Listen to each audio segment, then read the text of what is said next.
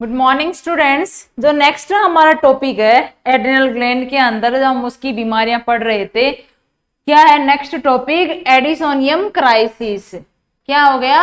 एडिसोनियन crisis. अरे crisis का मतलब होता है ऐसी सिचुएशन आ जाना जिसके अंदर जो भी हार्मोन है एड्रिनल ग्लैंड के, उनके अंदर कमी आ गई है। क्राइसिस का मतलब जैसे हमने थायराइड में पढ़ा था ना, मिक्सिडिमा इमरजेंसी सिचुएशन, वैसे ही यहाँ पे है एडिसोनियम क्राइसिस। मेडिकल इमरजेंसी है जिसके अंदर क्या हो गई, अचानक से धीरे धीरे जो कमी आ रही थी वो अचानक से इतनी कम हो गई है, एकदम से ही हार्मोन बढ़ना कम हो गए हैं, उसको बोलते हैं एडिसोनियम क्राइसिस। ये एक ऐसी सीरियस मेडिकल इमरजेंसी है जो एड्रिनल ग्लैंड द्वारा सीक्रेट होने वाले हॉर्मोन्स होते हैं ना, उन हार्मोन के क्या हो गया, बहुत ज्यादा कमी हो गई या बिल्कुल ही क्या हो गए, बढ़ना बंद हो गए। उसी को आप क्या बोलते हो? एडिसोनियम क्राइसिस। एडिशन डिजीज से ग्रसित लोगों में, जो हमने इससे पहले पढ़ा था, एडिशन डिजीज में ग्रसित लोगों में इसके होने की संभावना सबसे ज्यादा होती है। क्योंकि जब भी अभी पढ़ा था ना एडिशन डिजीज, उस एडिशन डिजीज में क्या था, हाइपोसिक्रेशन हो रहे थे ग्लूकोकॉर्टिकॉइड और मिनरलोकॉर्टिकॉइड के। तो जब वो कंडीशन धीरे धीरे धीरे धीरे चल रही है, अचानक से ऐसी आ जाएगी कि उनमें उन हॉर्मोन्स की क्या हो गई, बिल्कुल ही कमी आ गई। उसी को आप बोलते हो एडिसोनियन क्राइसिस। यदि एडिसोनियन क्राइसिस वाली स्थिति को आप ठीक नहीं करते हो, ऐसे ही छोड़ देते हो, तो रोगी में शॉक हो जाएगा, सीजर आ जाएंगे, हाइपोग्लाइसीमिया हो जाएगा, पेशेंट कोमा में भी जा सकता है। शॉक वाली सिचुएशन, सीजर। अरे सीजर का मतलब नहीं जानते हो क्या? ये एपिलेप्सी और वो मिर्गी के दौरे नहीं देख सुने क्या आप लोगों ने? वो आ जाते हैं, ग्लूकोज का लेवल बिल्कुल कम हो गया है और पेशेंट कोमा में भी जा सकता है। ऐसी स्थितियां उत्पन्न हो सकती है किसकी वजह से? एडिसोनियन क्राइसिस की वजह से। एडिसोनियन क्राइसिस एक लाइफ थ्रेटनिंग कंडीशन है जिसमें रोगी को इमीडिएट मेडिकल मैनेजमेंट की जरूरत पड़ती है। अरे एक ऐसी लाइफ थ्रेटनिंग जीवन घातक बीमारी है जिसके अंदर इंसान को तुरंत मेडिकल ट्रीटमेंट की जरूरत पड़ती है, आवश्यकता पड़ती है। उसी को आप क्या बोलते हो? एडिसोनियन क्राइसिस। किसकी वजह से होती है? एड्रिनल ग्लैंड से निकलने वाले हार्मोन की कमी की वजह से। और वो कमी एक दिन अचानक से इतनी हो जाती है कि हार्मोन बिल्कुल कम हो गए हैं। और मोस्टली ये बीमारी कब देखने को मिलती है? जब एडिशन डिजीज किसी में हो रखी थी, उसको आपने ठीक नहीं किया था, ऐसे ही छोड़ दिया था, और छोड़ने की वजह से वो प्रॉब्लम क्राइसिस में क्या हो गई, बदल गई। समझ में आ रहा है? इसी को आप क्या बोलते हो? एडिसोनियम क्राइसिस।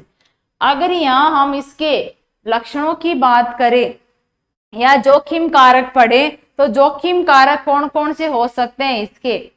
पहला क्या है, ऐसे लोग जो एडिशन डिजीज से ग्रसित हैं, बता दिया भाई, जिनमें एडिशन डिजीज थी और उनको आपने ठीक नहीं किया, समझ में आया? तो उसकी वजह से, जिसमें डिहाइड्रेशन ज्यादा हो, निर्जलीकरण की प्रॉब्लम बहुत ज्यादा सीवियर हो, जिसमें अभी अभी एड्रिनल ग्लैंड की सर्जरी हुई हो। अरे मान लो जिसकी एड्रिनल ग्लैंड को काट दिया गया हो, अगर पिट्यूटरी ग्लैंड में क्या हो गई, चोट लग गई हो, पिट्यूटरी ग्लैंड में चोट लगने की वजह से जो हार्मोन था ना ACTH, वो नहीं बनेगा। जब ये नहीं बनेगा तो ये एड्रिनल ग्लैंड को स्टिमुलेट नहीं करेगा, प्रभावित नहीं कर पाएगा। तो अगर पिट्यूटरी ग्लैंड में चोट आ गई तो प्रॉब्लम आ गई। ऐसे पीपल जिनमें एड्रिनल ग्लैंड का हाइपोसिक्रेशन हो और उसको डॉक्टर के एडवाइस के बावजूद भी मेडिसिन नहीं ले रहा है, अरे डॉक्टर ने दवाइयां दे दी, उसके बावजूद भी अगर वो दवाई नहीं ले रहा है, वो स्थिति क्या कर देती है, एडिसोनियम क्राइसिस डेवलप कर देती है। पढ़ी, जिन लोगों में ये बीमारी है एडिशन डिजीज, जिनको सीवियर निर्जलीकरण है, जिनकी अभी अभी एड्रिनल ग्लैंड काट दी गई है, सर्जरी हुई है, पिट्यूटरी ग्लैंड में कोई ट्रॉमा हो गया, या फिर वो पीपल जिनमें ये बीमारी थी, डॉक्टर ने दवाइयां लिख के दे दी और फिर भी वो दवाई नहीं ले रहा है, तो सिचुएशन क्या आ जाएगी, एडिसोनियम क्राइसिस। Is that clear? ये क्या हो गए इसके कुछ लक्षण, सॉरी कारक हो गए। लक्षणों की बात करेंगे तो सबसे पहले बहुत ज्यादा उसको कमजोरी होगी, किसको, उस पेशेंट को कमजोरी आने लग जाएगी, क्योंकि वो हार्मोन वहां पे नहीं बन रहा है। अगर नहीं बनेगा तो शरीर में ग्लूकोज की कमी आएगी, पेशेंट शॉक में चला जाएगा, सदमे में चला जाएगा। आ रही बात समझ में? सिर दर्द बहुत ज्यादा रहेगा, नोजिया वॉमिटिंग होगी, बैक में पेन होगा, उसके लेग में भी पेन होगा, अरे हाँ पैरों में भी दर्द रहेगा, पीछे कमर में भी दर्द रहेगा, सीवियर एब्डोमेन में भी उसके पेन रहेगा, भूख उसकी कम हो जाएगी, चक्कर आएंगे, ब्लड प्रेशर कम हो जाएगा और हार्ट रेट बढ़ जाएगी। क्या? बीपी तो कम हो जाएगा, बट उस बीपी कम होने की वजह से हार्ट क्या करेगा, कंपनसेटरी मैकेनिज्म, भाई बैलेंस बनाने के लिए हार्ट क्या करेगा, ज्यादा काम करेगा कि भाई मैं तो काम कर रहा हूँ बट फिर भी कमी क्यों आ रही है, तो वो और ज्यादा काम करेगा। तो blood pressure come but heart rate बढ़ी हुई रहेगी, बॉडी टेम्परेचर बढ़ जाएगा और इंसान को दौरे आएंगे, सीजर आएंगे, मिर्गी के दौरे आने लग जाते हैं। ये क्या होते हैं, उसके कुछ क्लिनिकल लक्षण होते हैं, किसके, एडिसोनियन क्राइसिस के। सिम्टम्स वही है जो एडिसन डिजीज में आ रखे थे, बट प्रॉब्लम यहाँ थोड़ी सीवियर हो गई है, गंभीर समस्या आ गई है यहाँ पे। अगर यहाँ हम इसके क्या करेंगे, मैनेजमेंट के बारे में बात करेंगे, तो यहाँ पे भी वही है, इंजेक्शन हाइड्रोकोर्टिसोन दे दिया जाएगा, जो वहां भी वही दे रहे थे हम लोग एडिसन डिजीज में, हाइड्रोकोर्टिसोन। क्राइसिस की सिचुएशन है तो उसको ठीक करने के लिए रोगी को ओरल ग्लूकोकोर्टिकोइड और मिनरलोकोर्टिकोइड भी दिए जाएंगे। अरे ये तो इंजेक्शन से दे दिया और ये टैबलेट के रूप में दे दी, कौन कौन सी, ग्लूकोकोर्टिकोइड और मिनरलोकोर्टिकोइड। आईवी फ्लूइड देंगे जिसकी वजह से क्या हो, बैलेंस बना रहे, और ग्लूकोज भी देंगे उसको आईवी, जिससे क्या हुआ, ग्लूकोज का लेवल भी हम लोग बढ़ा के रख सकें। ये सारी चीजें किसके अंदर आ गई हैं, एडिसोनियम क्राइसिस के मैनेजमेंट में। सिचुएशन ऐसी आ गई, ऐसी इमरजेंसी है जिसके अंदर इंसान में क्या हो गया है, अचानक से क्या हो गई, कमी आ गई हॉर्मोन्स की, बट आई किसकी वजह से थी, जो पीछे बीमारी थी वो बीमारी ठीक नहीं हुई तब, या एड्रिनल ग्लैंड को काट दिया गया तब, किसी भी कारण से थी। अब हमें उस कारण को कम करके क्या करना है, उसको ठीक करना है। ठीक करने के लिए हम उसको ये दवाइयां देंगे। Is that clear? नेक्स्ट, अगर इस क्राइसिस के, एडिसोनियम क्राइसिस के बारे में बाद में बात करें तो एड्रिनल ग्लैंड का जो नेक्स्ट डिसऑर्डर आता है वो होता है कांस सिंड्रोम। क्या होता है, कांस सिंड्रोम। ये ऐसा सिंड्रोम है जिसके अंदर एड्रिनल कॉर्टेक्स से जो सीक्रेट होने वाला हार्मोन है ना, एल्डोस्टेरोन, उसकी अधिकता हो जाती है। कौन सा, सिर्फ और सिर्फ कौन सा, एल्डोस्टेरोन, जो मिनरलोकोर्टिकोइड हार्मोन है, यहाँ ग्लूकोकोर्टिकोइड का कोई नाम नहीं है, एल्डोस्टेरोन या मिनरलोकोर्टिकोइड हार्मोन की क्या हो गई यहाँ पे, अधिकता। इससे पहले हमने पढ़ी थी क्या, कमी। तो मिनरलोकोर्टिकोइड की अगर यहाँ पे क्या हो गई है, अधिकता हो गई है, उसी को आप क्या बोलते हो, कांस सिंड्रोम। कांस सिंड्रोम क्या हो गया, एड्रिनल ग्लैंड का जो कॉर्टेक्स पार्ट है उससे जो हार्मोन निकलता है, नॉट ग्लूकोकोर्टिकोइड, ग्लूकोकोर्टिकोइड नहीं, यहाँ मिनरलोकोर्टिकोइड या एल्डोस्टेरोन हार्मोन अधिक मात्रा में बनेगा, उसी को बोलते हैं कांस सिंड्रोम। कुशिंग सिंड्रोम में क्या था, ग्लूकोकोर्टिकोइड बन रहा था, एडिशन के अंदर क्या था, ग्लूकोकोर्टिकोइड और मिनरलोकोर्टिकोइड दोनों कम हो रहे थे। कांस सिंड्रोम में क्या हो रहा है, सिर्फ मिनरलोकोर्टिकोइड बढ़ रहा है। समझ में आ रहा है? कारण क्या है, यदि एड्रिनल ग्लैंड क्या हो गई, साइज में बढ़ गई है, क्या हो गई, एड्रिनल ग्लैंड साइज में बढ़ गई, और साइज में बढ़ने के कारण ये क्या हो गया, कांस सिंड्रोम लीड करेंगी। और ये लगभग 2/3 केसेस के अंदर क्या एड्रिनल ग्लैंड की साइज है वो अपना रोल प्ले करती है। अरे टोटल केसेस के अंदर, अच्छा 3 केसेस के अंदर बात की जाए तो 2 केसेस के अंदर कौन कारण होता है, एड्रिनल ग्लैंड की साइज कारण होती है। समझ में आया? एड्रिनल ग्लैंड की साइज अगर बढ़ जाती है तो वो 2/3 केसेस के अंदर रेस्पॉन्सिबल होती है। किसके लिए? कांस सिंड्रोम के लिए। एड्रिनल एडिनोमा, अगर एड्रिनल ग्लैंड के अंदर क्या बन गया? गांठ बन गई, ट्यूमर बन गई, कैंसर हो गया। इसके लक्षण क्या आते हैं? कांस सिंड्रोम के दौरान उत्पन्न होने वाले जो फीचर्स होते हैं वो हाइपरटेंशन के और हाइपोकैलीमिया के देखने को मिलते हैं। अरे यहाँ पे सोडियम का जो लेवल बढ़ गया था ना, तो सोडियम का जो लेवल या हाइपरटेंशन के जो भी लक्षण आते हैं वही सारे लक्षण किसके अंदर देखने को मिलते हैं? कांस सिंड्रोम के अंदर। समझ में आ गया? कांस सिंड्रोम के अंदर हाइपरटेंशन होगा। क्यों? क्योंकि इसके अंदर सोडियम का, आपको पता है मैंने शुरू में बताया एल्डोस्टेरोन, मतलब बहुत प्रीवियस क्लास में जब इलेक्ट्रोलाइट बैलेंस पढ़ रहे थे वहां पे, कि सोडियम को बढ़ाने का काम कौन करता है? मिनरलोकॉर्टिकॉइड और एल्डोस्टेरोन हार्मोन। अगर ये बढ़ेंगे तो ये सोडियम को भी बढ़ाएंगे और पोटेशियम को कम करेंगे। समझ में आ रहा है? तो जब ये ऑलरेडी बढ़ा हुआ है तो ये सोडियम को तो बढ़ाएगा ही। अब सोडियम का तो काम यही होता है बीपी को बढ़ाना। तो जब बीपी बढ़ेगी तो उसके जो भी सिम्टम्स या लक्षण आते हैं वो सारे किस में आते हैं? कांस सिंड्रोम के अंदर आपको देखने को मिलते हैं। Is that clear? इसका मैनेजमेंट यहाँ पे क्या करना है? अगर ये लेवल बढ़ा हुआ है तो इस दौरान यहाँ हम मैनेजमेंट में एंटी हाइपरटेंसिव जो भी दवाइयां होती हैं वो देते हैं। ठीक नहीं हो पा रही है तो यहाँ एड्रिनल ग्लैंड को काटा जाएगा। सर्जरी करके एड्रिनल ग्लैंड को क्या किया जाएगा? रिमूव कर दिया जाएगा। ये सारे क्या हो गए? एड्रिनल कॉर्टेक्स की बीमारियां। एक बीमारी ऐसी है जो मेडुला पार्ट की है। किसकी? Medulla part. किसका मेडुला पार्ट? एड्रिनल ग्लैंड का। कौन सी बीमारी है वो बीमारी है फियोक्रोमोसाइटोमा। फियोक्रोमोसाइटोमा एक ऐसा ट्यूमर होता है जो एड्रिनल ग्लैंड के मध्य में प्रेजेंट होता है। जो भी भाई एड्रिनल, ये देखो ये एड्रिनल ग्लैंड है, ये जो इसका बीच वाला पार्ट है यहाँ पे क्या बन जाती है? ट्यूमर बन जाती है, उसको बोलते हैं फियोक्रोमोसाइटोमा।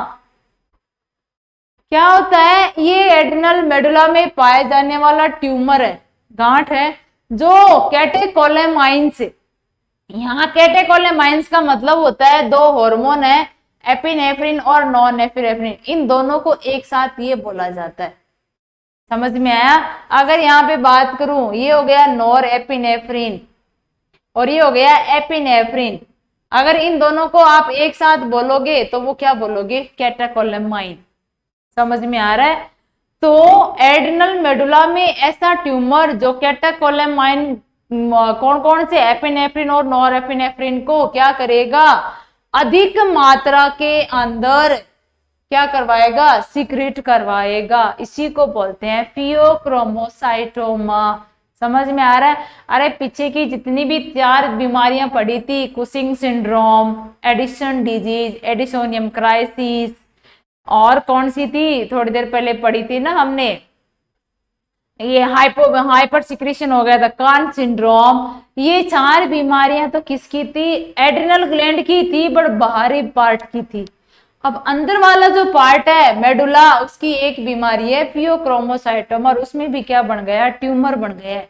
और वो ट्यूमर क्या कर रहा है? दोनों हार्मोन का लेवल बढ़ा रहा है, एपिनेफ्रिन और नॉर एपिनेफ्रिन दोनों हार्मोन का लेवल बढ़ा रहा है। एग्जैक्ट कारण तो हमें पता नहीं है, बट उसकी फैमिली हिस्ट्री इसकी संभावना को बढ़ा देती है। भाई एग्जैक्ट कारण तो हम नहीं बता सकते कि क्या है, बट इसकी फैमिली हिस्ट्री है ना इस बीमारी की, वो इसकी संभावना बढ़ा सकती है।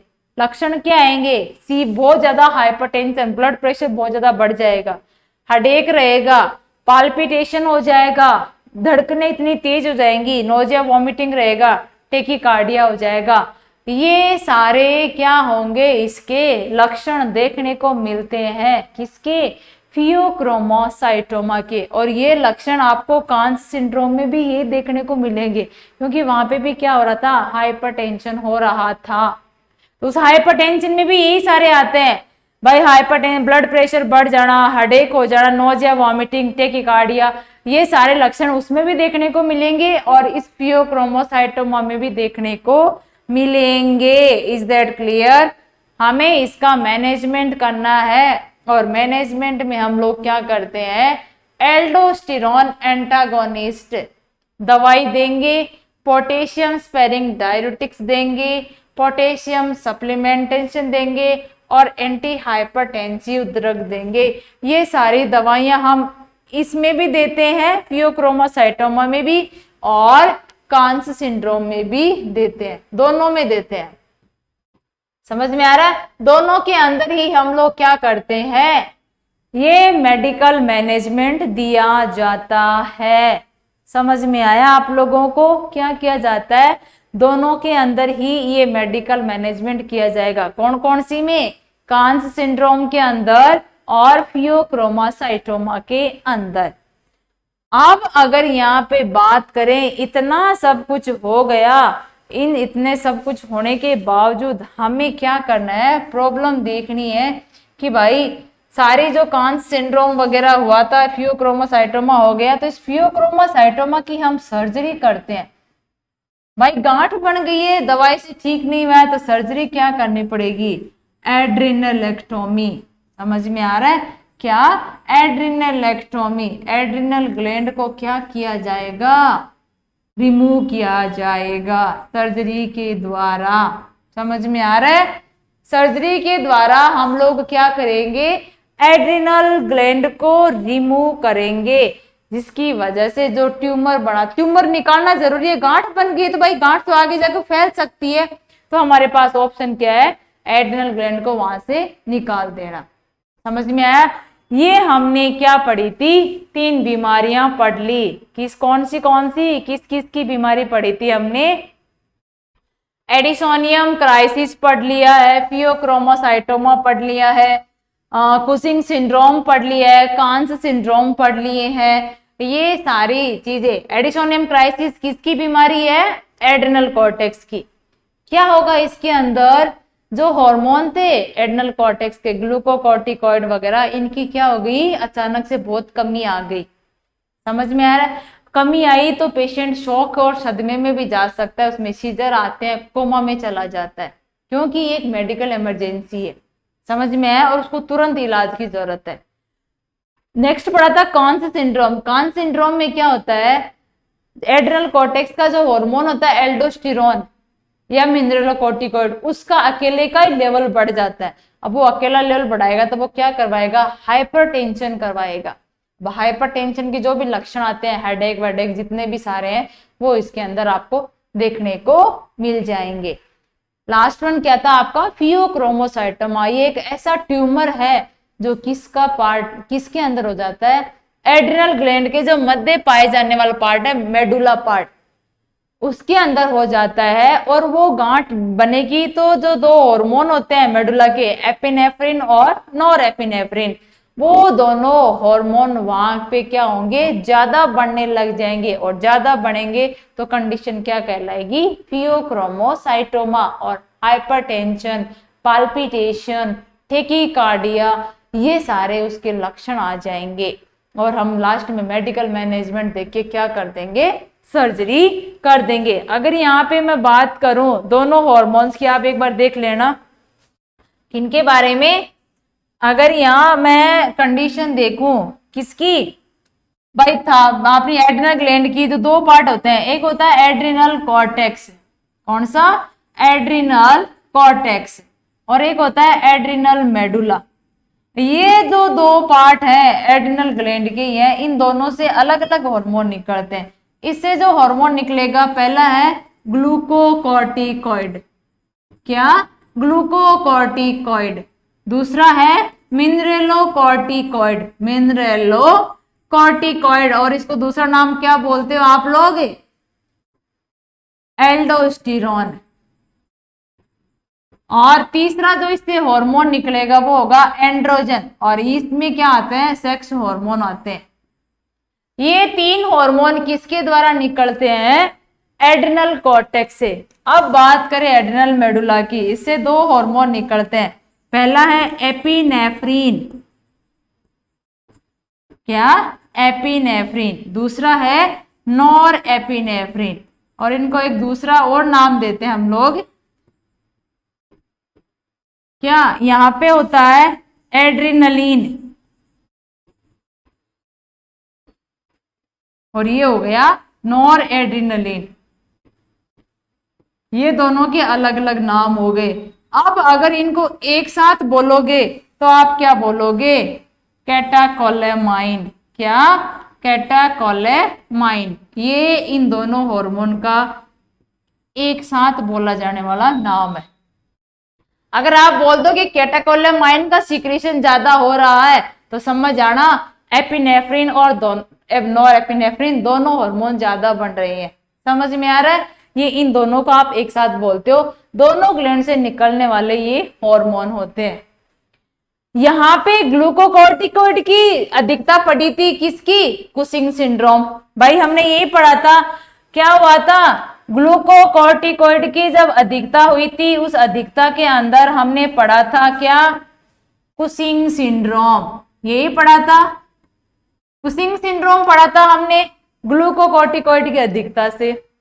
इन दोनों की कमी की वजह से जो बीमारी पड़ी थी वो कौन सी थी? Addison disease.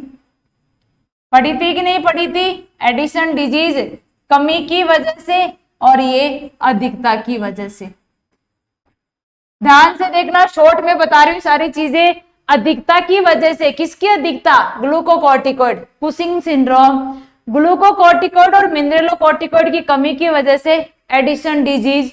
और अगर कमी हुई तो वहां पे क्या हुआ था? एडिसोनियम क्राइसिस। यही पढ़ा था, एडिसोनियम क्राइसिस। ये तीन बीमारियां हमने किसकी पढ़ी थी?